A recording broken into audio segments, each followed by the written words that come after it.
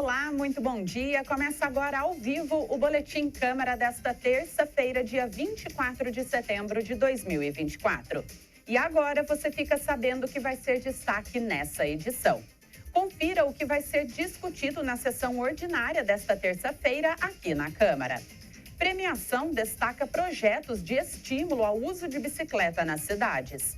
Haddad vai pedir ajuda ao Ministério da Saúde para conter pandemia das apostas. Vale recebe 579 milhões de reais em royalties do petróleo em 2024. Primavera dos Museus começou essa semana com mais de 900 instituições. Além disso, você confere a condição das estradas, previsão do tempo e o nosso especial Eleições. Essas e outras notícias no Boletim Câmara que começa agora.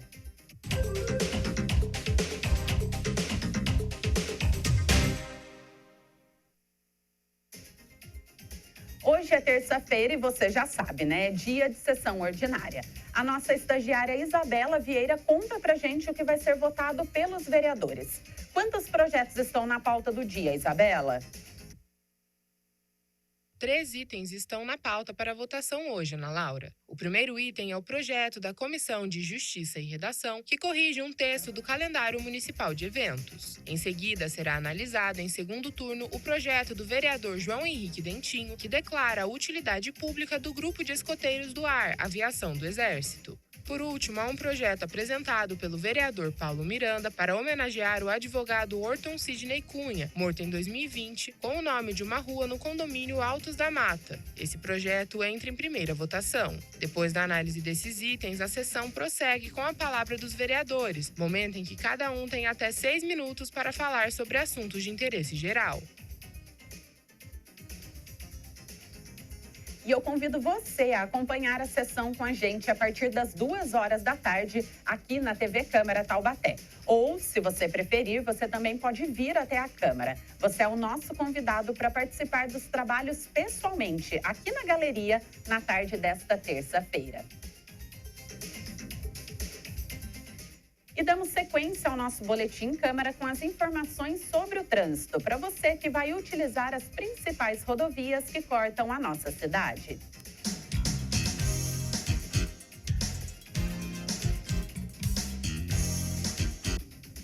Floriano Rodrigues Pinheiro, sentido Serra da Mantiqueira, está com bastante movimento de veículos no trecho de Pindamonhangaba, mas sem congestionamento. E a visibilidade para o motorista é boa. O mesmo acontece na rodovia Oswaldo Cruz, sentido litoral norte. Não há registro de lentidão ou de congestionamento, mas conta também com bastante movimento ao longo da estrada. Lembre-se de jamais ultrapassar em locais proibidos e de respeitar os limites de velocidade. Essas informações são do DR, que é o Departamento de Estradas e Rodagem. A rodovia Presidente Dutra tem um ponto de lentidão na altura de Taubaté, dos quilômetros 105 a 108. O trânsito é no sentido São Paulo, em razão do excesso de veículos na estrada. Nós temos imagens também ao vivo da rodovia Presidente Dutra. Essas imagens são do quilômetro 110, altura aqui de Taubaté, em um movimento bastante intenso, tanto no sentido Rio de Janeiro, que é a parte de baixo das imagens, quanto aí o sentido São Paulo, a parte de cima, mas sem registro de lentidão ou de congestionamento. A gente observa também que os veículos pesados, os caminhões e os ônibus estão aí em grande quantidade também na manhã dessa terça-feira.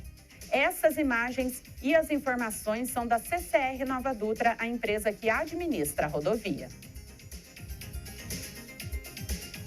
E voltamos a falar aqui da Câmara Municipal. Vamos então à agenda da semana. A nossa estagiária Ariane Viana traz as atividades que acontecem aqui. Confira.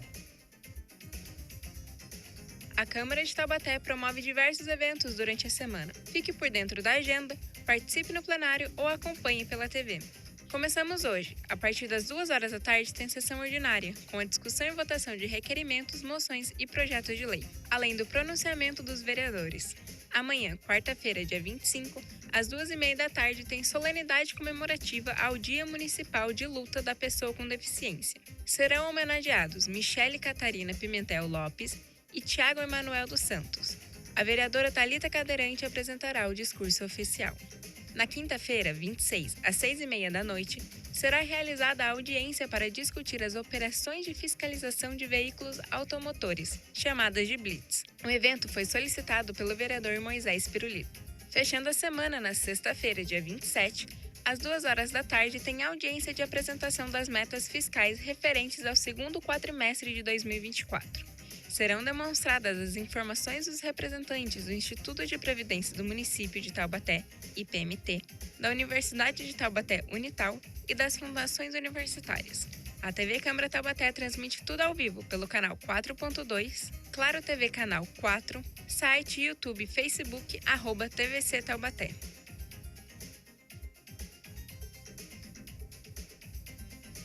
E sempre que você quiser acompanhar os eventos que acontecem aqui na Câmara Municipal, eu tenho uma dica para você. No lado esquerdo do nosso site, você confere todas as atividades que vão acontecer. Elas estão todas listadas ali. O endereço do nosso site, lembrando, é o câmarataubaté.sp.gov.br. Obrigada, Ariane, pelas informações.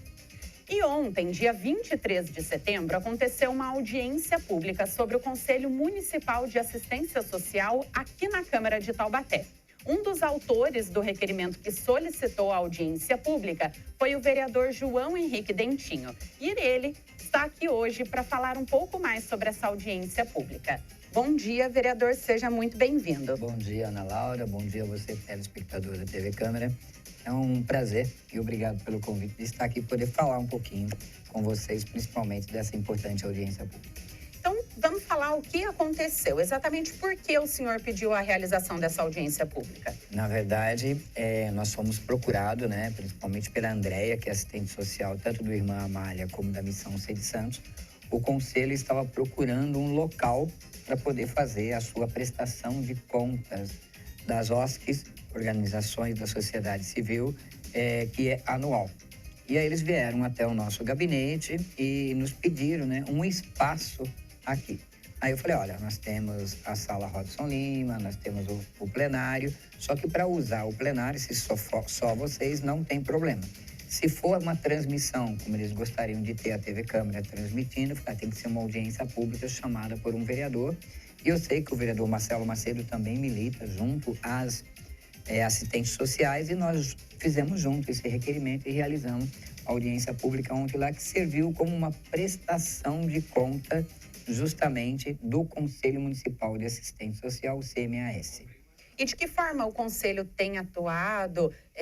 O que ficou aí de balanço do Conselho? O que eu mais gostei de ver foi assim, Ana Laura, nós tivemos, pela relação que chegou até nós na mesa, tinham 26 OSCs, dessas 26, 23 estiveram presentes. E as 23 tiveram fala, uma prestação de contas de que cada organização faz, o que ela arrecada, o trabalho de emendas parlamentares de deputado, o que vem do dinheiro público. Então, é esse o balanço. E o Conselho Municipal, CEDIS também estiveram presentes, o nosso secretário de Desenvolvimento e Inclusão Social, Luiz Lobato, esteve junto conosco. A Natália, que é a diretora de assistência social da prefeitura, também esteve conosco na mesa.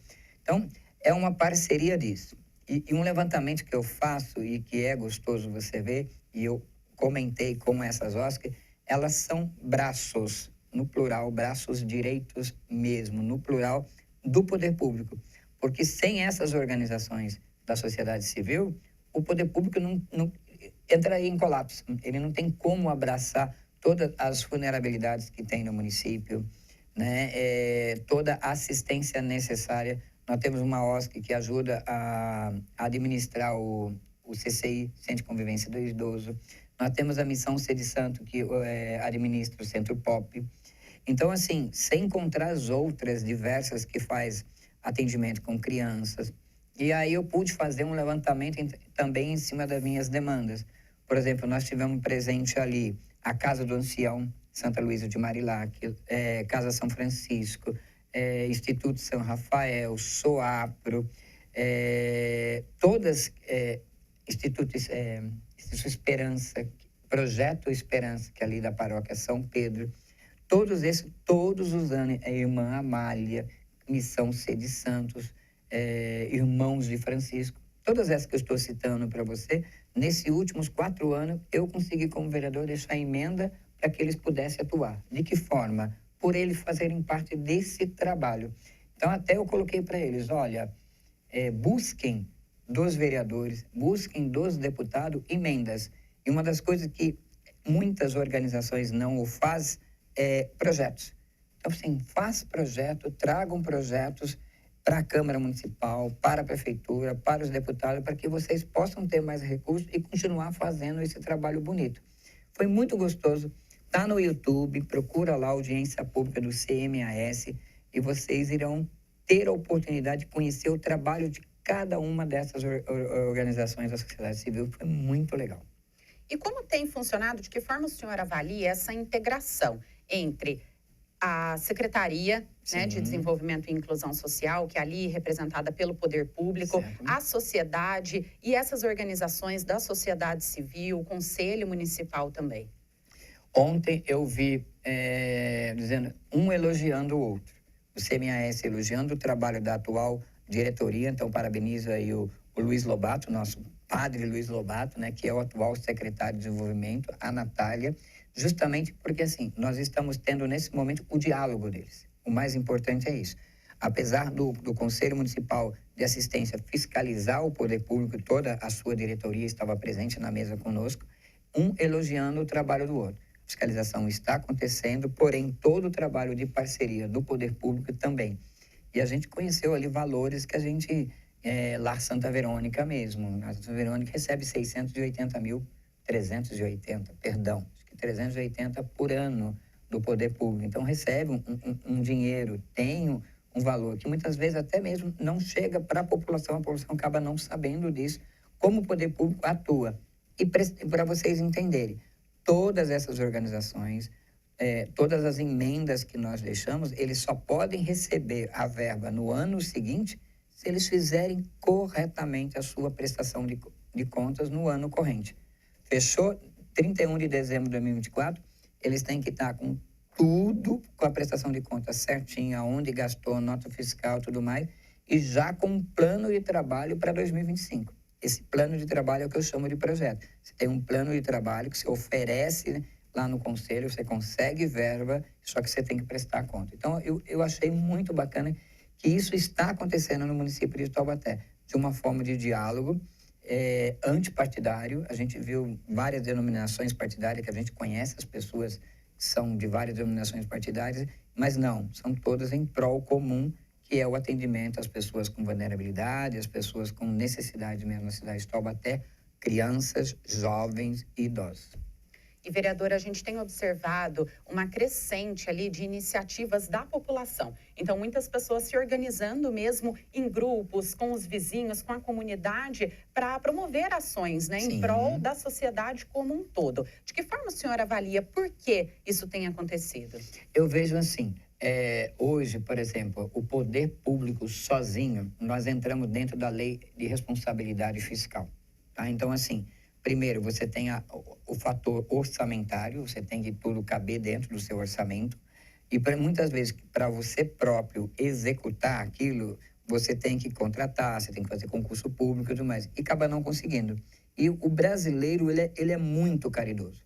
Para você ter uma ideia, eu e a esposa, nós fazemos parte dos Vicentinos há 28 anos, que também... é uma entidade religiosa que presta assistência a famílias carentes, a promoção de famílias carentes, e também é um braço dentro do poder público. Então, ontem eu conheci outras OSCs que eu nunca tinha ouvido falar, que estão chegando.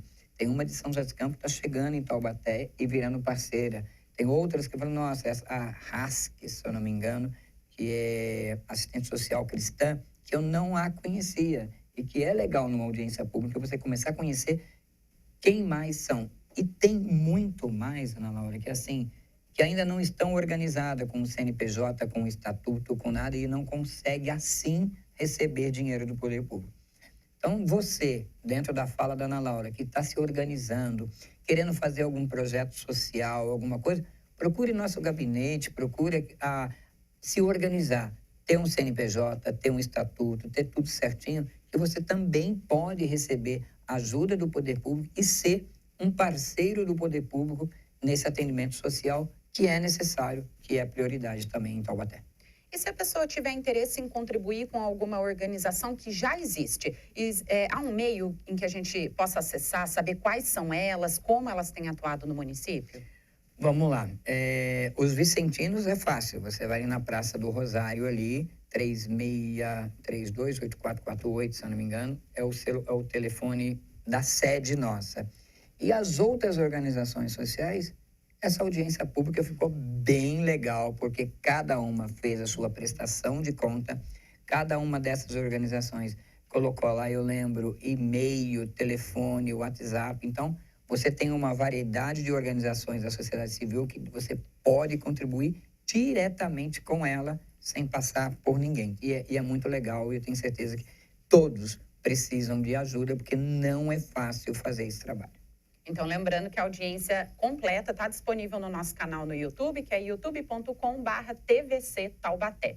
E, vereador, qual é a maior vulnerabilidade hoje do nosso município? É até difícil, né, em destacar ali uma ou outra, porque necessidade é necessidade, como todas as outras, igualmente. Mas qual é a maior necessidade hoje no nosso município? Olha, hoje a gente vê, vamos lá, eu vou puxar a sardinha um pouquinho para o lado dos vicentinos, que é o que a gente vive, né? Hoje, a falta de alimento mesmo, entendeu? Porque, assim, nós temos uma crescente de mães solos e a mãe fica sozinha e ela tem que cuidar. Hoje, as crianças autistas têm um número crescente e a mãe, ela é solo e tem uma criança autista, quer dizer, ela não pode trabalhar e tem que criar o filho. Então, ela necessita do alimento, mas também a faixa de emprego. A faixa de emprego são os dois mais.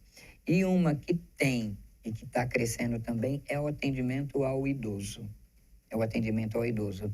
O CCI, ele tem nos desafogado as IUPs, instituições de longa permanência.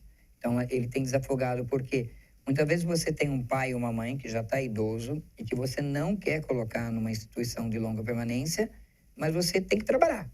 Então, você coloca no CCI, você consegue trabalhar e o seu pai e sua mãe continuam com você. Então, esse número está crescendo muito. Eu sei porque a gente recebe demandas grandes no gabinete de atendimento ao CCI, pessoas idosas. Então, isso tem crescente.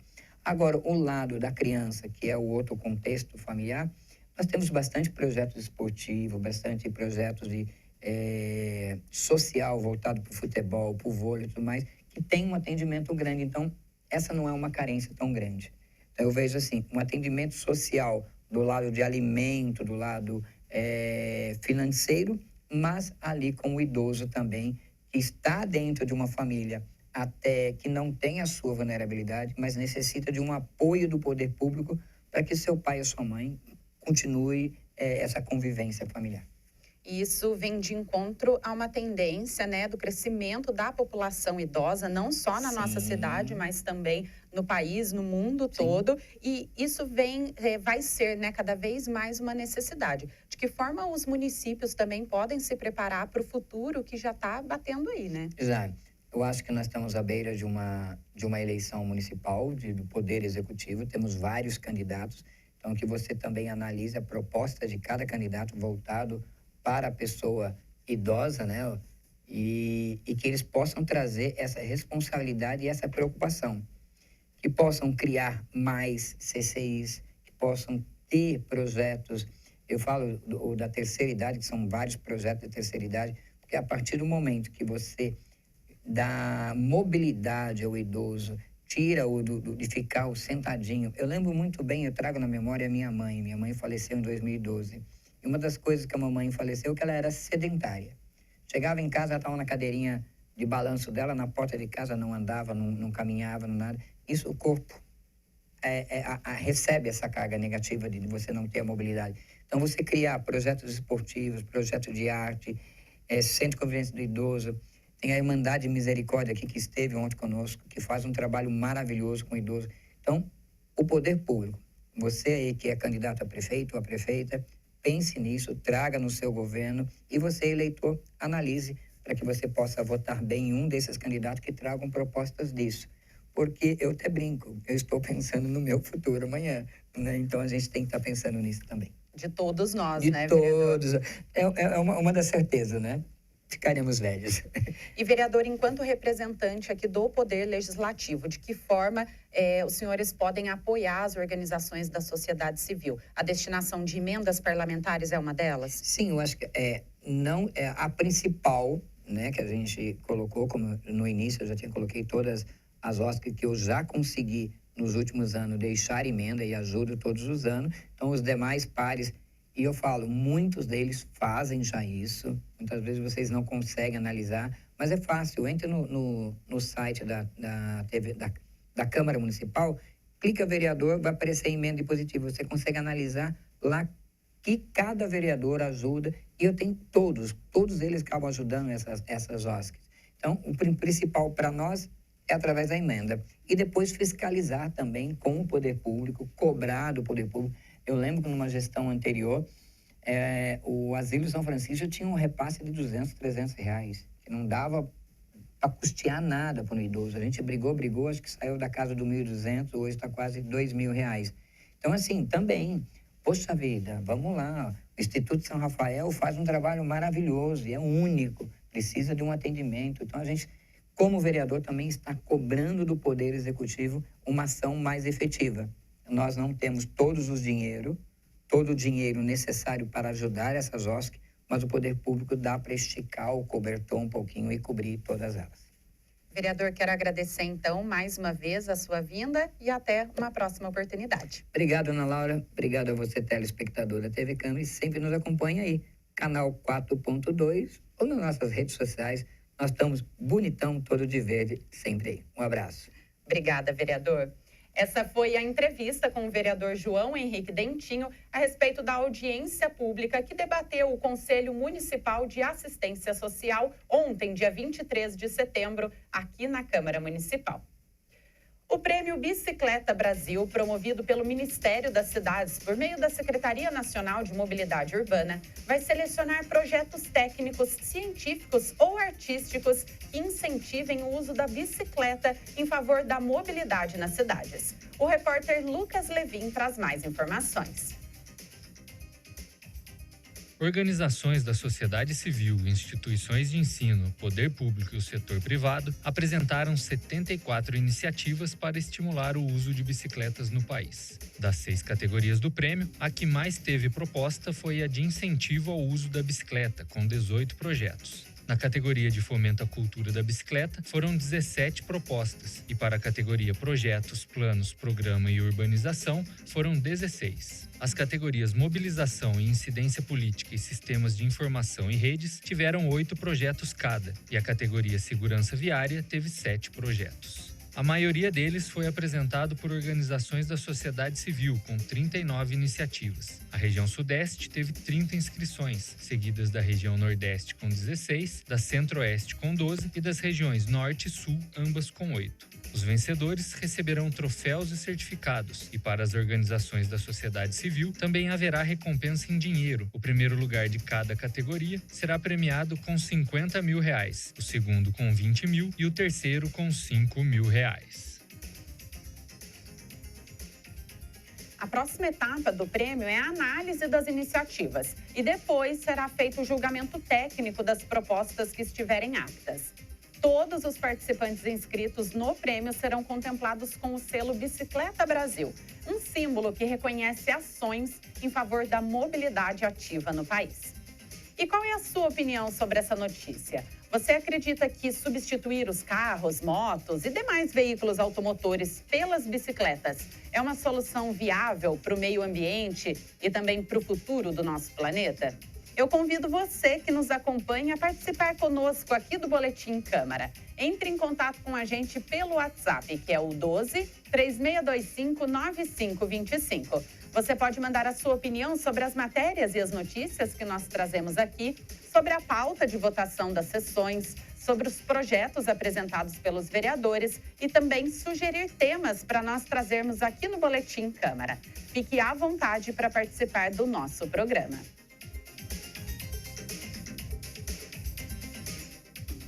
E agora seguimos com as manchetes dos principais jornais da nossa região e do Brasil. Jornal Vale destaca: no quinto lote do imposto de renda, 5.700 moradores do Vale recebem a restituição. O pagamento será feito no dia 30 de setembro. Portal G1 destaca: em evento no interior de São Paulo, Alckmin afirma que não há risco de faltar energia no Brasil e defende a volta do horário de verão após as eleições. O presidente em exercício visitou a fábrica da Nestlé em Caçapava e afirmou que defende o retorno do horário de verão, mas somente após as eleições que serão realizadas no dia 6 de outubro. O UOL traz como destaque: operador nacional do sistema elétrico acredita em economia de até 1 bilhão e 800 milhões com horário de verão. O ONS afirma que o horário de verão vai reduzir o uso das usinas termoelétricas mais caras e também vai melhorar a eficiência do sistema. E por fim, o destaque do portal CNN Brasil: gastos com turismo no Brasil devem aumentar em 2024. Setor de viagens e turismo no país ainda deve bater recorde de contribuição no PIB, com 194 bilhões de dólares injetados na economia em uma década.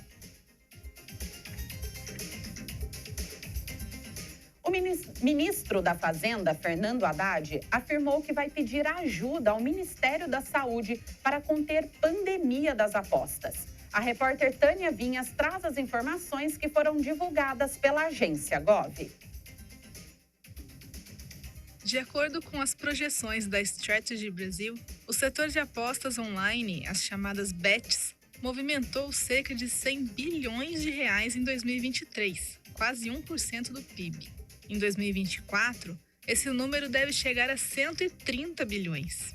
O Brasil já é o terceiro maior mercado de apostas do mundo, mesmo que muitas empresas ainda atuem de maneira irregular no país. Abordado por jornalistas para comentar a regulamentação das bets, o ministro da Fazenda, Fernando Haddad, afirmou que um dos objetivos do governo federal, na verdade, é elaborar formas de desestimular o vício.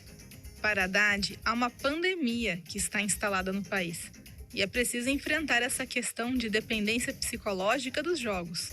Sua sugestão é unir forças com o Ministério da Saúde para criar condições de o país oferecer amparo às famílias dos dependentes desse tipo de jogo.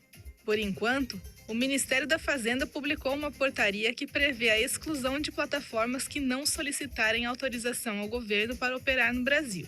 Essa é uma das etapas da regulação das bets. O Ministério também criou as secretarias de prêmios e apostas para preparar regras complementares, como a interdição de uso de cartão de crédito para fazer apostas e especificar os limites da publicidade das bets. Nessa sequência entrará o combate à dependência. De acordo com um estudo feito pelo Instituto Locomotiva, cerca de 25 milhões de brasileiros realizaram apostas nos últimos 6 meses, sendo que 20% das pessoas de baixa renda apostam pelo menos uma vez ao mês. Cerca de 86% delas estão endividadas. É realmente uma pandemia. Realmente, Tânia. E de acordo com outra pesquisa feita pelo Datafolha, os jogadores gastam, em média, 20% do salário mínimo em bets todos os meses. É muito dinheiro envolvido para pouco retorno. E agora vamos ao nosso especial Eleições.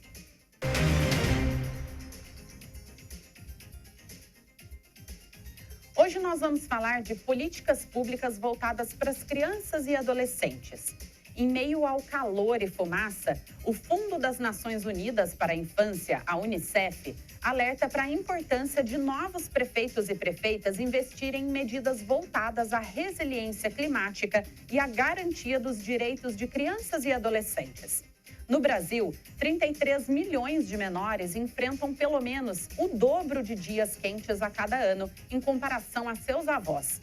Utilizando como base uma comparação entre as médias dos anos 1970 e agora de 2020, a análise mostra a velocidade e a escala com que os dias extremamente quentes estão aumentando.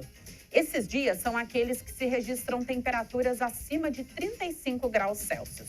No Brasil, a média de dias extremamente quentes passou de 4,9 ao ano na década de 1970 para 26,6 na década de 2020. As crianças e os adolescentes são os que mais sentem, por mais tempo e com maior intensidade, os impactos de ondas de calor, enchentes, secas, fumaças e outros eventos climáticos extremos. O estresse térmico no corpo, causado pela exposição ao calor extremo, ameaça a saúde e o bem-estar de crianças e de mulheres grávidas. Níveis excessivos de estresse térmico também contribuem para a desnutrição infantil e doenças não transmissíveis que tornam as crianças mais vulneráveis a infecções que se espalham em altas temperaturas, como a malária e a dengue, por exemplo. Diante desse cenário, o Unicef pede que os candidatos e candidatas às prefeituras se comprometam a preparar as cidades para enfrentar e lidar com as mudanças climáticas, com foco especial nas necessidades e vulnerabilidades de meninos e meninas. E agora seguimos com a previsão do tempo. As informações são do nosso estagiário Murilo Henrique.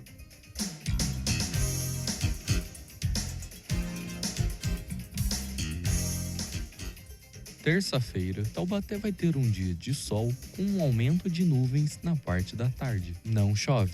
As temperaturas variam entre 18 e 34 graus. Os ventos podem chegar a 8 km por hora e a umidade do ar a 38%. A qualidade do ar é satisfatória e o índice de raios UV é extremo. O sol se põe às 5h58 da tarde. As informações são da Clima Tempo Meteorologia.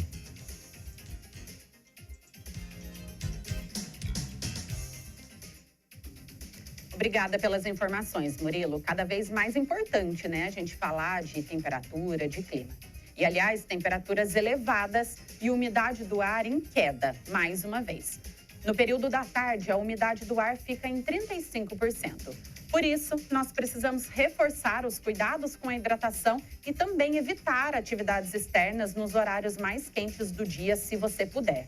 Atenção especial com as crianças, os idosos e também com animais de estimação. A previsão é que o clima continue muito seco e sem ocorrência de chuva. Nós vamos acompanhando as atualizações e, é claro, trazendo para você diariamente a previsão do tempo. A ANP, Agência Nacional do Petróleo, Gás Natural e Biocombustíveis, fez o repasse dos royalties referentes à produção de julho para contratos de concessão e cessão onerosa. Vamos entender melhor esse assunto com o repórter Lucas Levin. No país todo, a ANP distribuiu 12,8 bilhões de reais em royalties aos municípios brasileiros, valor que supera o montante repassado às cidades ao longo de 2023, quando foram distribuídos 12,3 bilhões de reais. O Vale do Paraíba recebeu 579,19 milhões de reais entre janeiro e agosto de 2024. O Litoral Norte é campeão de recebimento do dinheiro do petróleo na região, acumulando 465,5 milhões, valor que representa 80% do valor repassado ao Vale. São Sebastião recebeu 208,3 milhões e se tornou a 9ª cidade com mais recursos do petróleo no país. Ilhabela é a 12ª, com 182,8 milhões. A lista da região ainda traz Caraguatatuba, que recebeu 67,8 milhões, Taubaté, 19,2 milhões e Ubatuba, 6,59 milhões. Valor semelhante ao de São José dos Campos, Cruzeiro, Caçapava, Santa Branca e Lorena, todos entre 6 e 6,4 milhões. As demais cidades do Vale receberam entre 5,9 milhões e 713 mil reais. Obrigada, Lucas, pelas informações. E no caso de Ilhabela, parte da arrecadação continua sendo depositada em juízo, devido à ação que tramita na Justiça após São Sebastião conseguir ter o direito à parte desses royalties que são destinados a Ilhabela. E você pode estar se perguntando o que significa esse termo, né? Os royalties são uma compensação financeira paga pelas empresas produtoras de petróleo e gás natural à União, que é posteriormente distribuída para os estados e também para os municípios. E começou ontem a 18ª Primavera dos Museus, promovida pelo Instituto Brasileiro de Museus. A repórter Tânia Vinhas volta ao nosso Boletim Câmara agora para contar mais sobre esse evento. A Primavera dos Museus é um movimento cultural que acontece no país inteiro de 23 a 29 de setembro. A 18ª edição conta com mais de 2.300 atividades, como exposições, palestras, visitas guiadas e oficinas. O tema escolhido este ano foi Museus, Acessibilidade e Inclusão. A escolha busca promover a discussão e a promoção da democratização dos museus, tornando-os acessíveis tanto em termos físicos quanto sociais e culturais.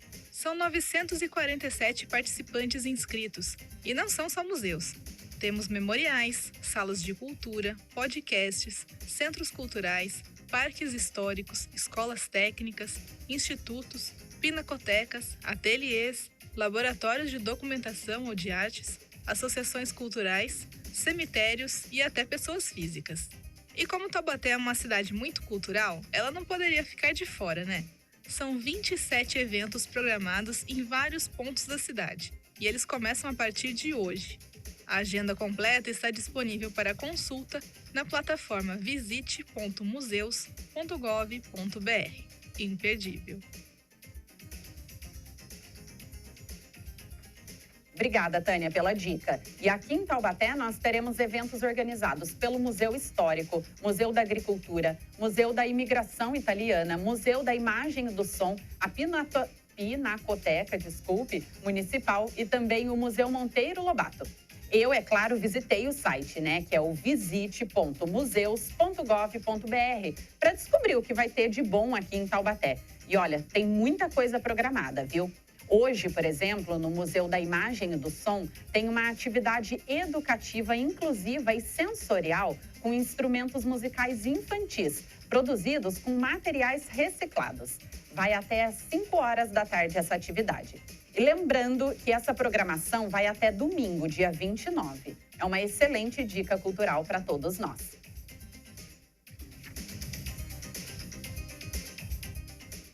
A bombeira Jennifer Mille, de 21 anos, foi internada em estado grave depois de salvar um menino de 8 anos de um incêndio na cidade de Nova Aliança, que é o interior aqui de São Paulo. A Jennifer cedeu a própria máscara de oxigênio a essa criança em meio a um incêndio. E agora ela está se recuperando. Em meio às labaredas e muita fumaça, a profissional arriscou a própria vida para salvar as vítimas do incêndio. E olha, ela conseguiu, viu? Ao tirar a própria máscara e entregar para essa criança, ela ficou muito exposta e teve complicações respiratórias. Depois desse ato de heroísmo, a Jennifer precisou respirar com a ajuda de aparelhos. Mas a notícia é boa. Ela está aí com um quadro de saúde melhorando. A profissional ainda não tem data para sair da internação, mas em breve ela deve ir para casa. Em um vídeo, a Jennifer reconhece que tem um quadro delicado, mas mesmo assim ela diz estar muito feliz por ter cumprido a missão que lhe foi dada. E antes de nós encerrarmos, eu quero te convidar a acompanhar o Boa Tarde Taubaté com o nosso colega Josivaldo Oliveira. A programação acontece ao vivo e tem início a 1h20, antes da sessão ordinária. E assim nós encerramos o nosso Boletim Câmara de hoje. Essa foi a edição ao vivo dessa terça-feira, dia 24 de setembro. Eu agradeço a sua companhia e retorno amanhã com mais notícias para você aqui na TV Câmara Taubaté. Tenham todos um ótimo dia e até mais.